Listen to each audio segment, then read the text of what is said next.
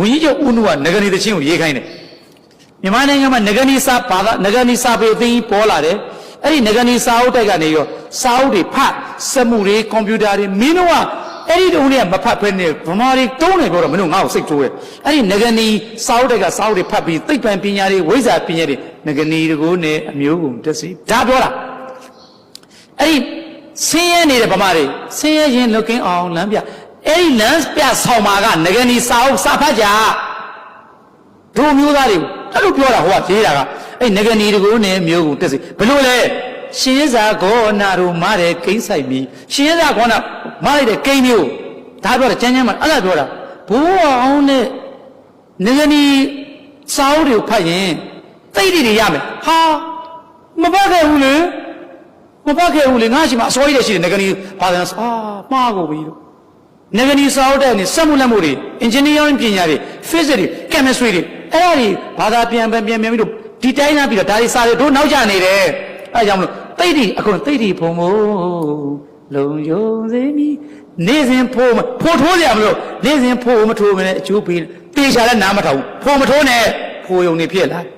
နေစဉ်ဖိုးမထိုးမနဲ့အကျိုးပေးနိုင်ပြီဒါပြောတာမြမပြည်သည်ငကနီတို့နဲ့မြေရှိုးပါလို့မြေရှိုးမယ်မိုးပြန်မယ်လေးမြန်နေတွေ့ထွေးနိုင်မယ်လေမြမပြည်သည်ငကနီတို့နဲ့စာဖတ်ရင်မြေရှိုးပါလို့မိုးဟာပြန်နိုင်ပြီမွေးတဲ့သူတွေငွေမရှာရအောင်ဟုတ်ရအဲ့မှာဘိုးအောင်လေးအိမ်နဲ့ကိုယ်ဝယ်ရှင်းစားခေါနာအထုပါရီခုတော့မြမဟိုနေ့ကနေမိုးအောင်ကြော်စာဆိုပြီးရိုက်သွားသေးတယ်ရှင်းစားခေါနာဟာမြက်နွားမျက်လုံးစိတ်မြင်မင်းတို့ကွာငါတို့မတက်နိုင်တော့ငါတို့မောသွားငါနားပါပြီမင်းတို့မစိုးပြတော့ပါဘူးနောက်ဆုံးမှာတော်ပါပြီမင်းတို့ကြောသိသေးခြင်းလို့ငကနီစာအုပ်တိုက်ကစာအုပ်တွေဖတ်ပါအဲ့ဒီဖတ်လို့ရှိရင်မြမပြည်ရတယ်လေဟာပြောတယ်ပြည်တော်သားရမည်ဟာတချင်းတွေရေးလိုက်ကြတာမန္တလေးကဟိုမြို့မကြီးကမြဲဥထိုးလေးစောင်းပြီးလွယ်ကလေးနဲ့တချင်းလေးတို့ဘတ်ဆိုဘိုးလေးတင်အောင်နဲ့ဂီတလုံးလေးမောင်ကိုတဲ့စောင်းတဲ့ကိုထည့်ပေးလိုက်တချင်းကတိတ်မသုံးပါဘူး250ပြောက်သွားတယ်250လောက်ကျမှပြန်ပေါ်လာအိုးတူအောင်ဟောစရာကောင်းဗမာတွေကတိတ်အောင်ဟောစရာကောင်းတယ်ဟိုမှာသိချင်လျှက်စရာအသုံးများလျှက်စရာအသုံးများမှာလျှက်စချိုတွေထွေးတာပါတဲ့သတင်းစာတွေကပြောင်းပြန်ဖြစ်တယ်လျှက်စရာအသုံးများမှာစက်မှုမှုတိုးတယ်လျှက်စရာအသုံးများတချင်းရတာလူချင်းလူကောင်းမှာတစ်ပင်တွေမြေတွင်းတွေတစ်ပင်တွေဟာမြမရေချောင်းသင်္ဘောမောင်းရေချောင်းမှာတို့တွေသွားမယ်ဟာသူကအကုန်ရေးကြတာလေလက်စရာအသုံးများကစားကုံစားအားသားဘက်မှာဟောဗျာအားသားကစားကုံစားစွမ်းပဲစိတ်ချိတ်ဗျာပြီးတော့တာဖို့1952ခုနှစ်ကစခဲ့လိုက်တယ်ဆရာမျိုးမကြီးတနာလိုက်တာ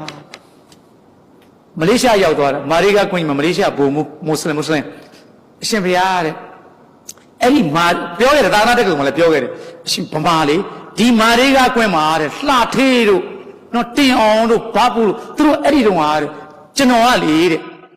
ဘာမလာတေဘာပူတို့သူကလို့အားပေးတာတဲ့ဒီကလာမလေးကို